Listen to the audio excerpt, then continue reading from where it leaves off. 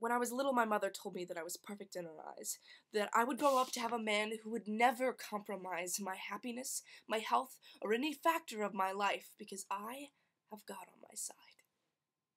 Yet to this day I look back at the childhood I own, wondering how my life led unto this moment. To stand here in front of you and tell you a secret of my life, a secret of my love, that now makes you despise it all.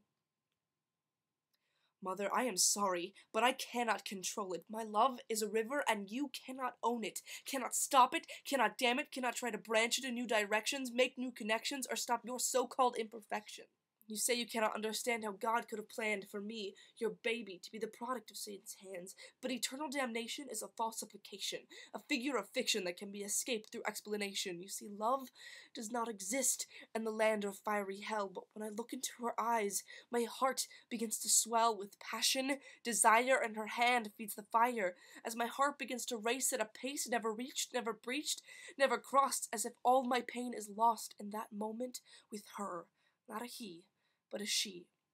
A thought that once made me want to flee, to be exactly what you wanted, to be the picture that you see when you hear my name. But love is not a game that I can play in vain, to try and give you the perfect solution that you seek, when all I want to do is stand here on my own 2 feet and say that I am different. And I am not what you wanted. But even still, I must tell you that my soul has hunted to find the answer to who I am, to who I want, and to who I will be. And in that search, I cannot let you define me. I know that you have told me that I cannot stand without a man wrapped around my hand, without a bulge in the pants of the figure that stands beside me, that's supposed to be a representation of the love that is inside me. But it is true, Mother, that in this moment I cannot stand. My knees grow weak and there's a tremble in my hand, but not because the other piece in my car of life is not blue. It is pink, just like me. What makes me tremble is you.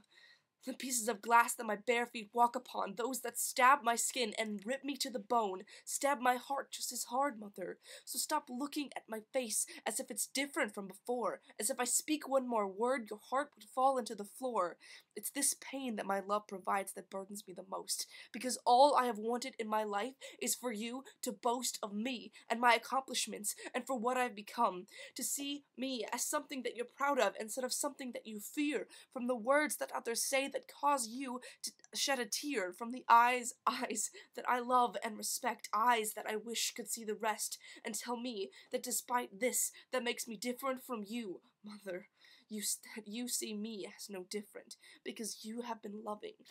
and you have been giving, and I know that you don't understand, but how can I have life without living? So in this moment that I've feared, I pray that you see me for more than just a queer, just a joke, or a curse upon society, but as a person that you raised, as the daughter that you loved, and that someday you will praise me and my wife, with all of your friends, and with our family, as we chink the champagne and praise to love, love eternal, love forever, love which knows no boundaries, which has no limits, and no pain, and with that love, we will all never be the same.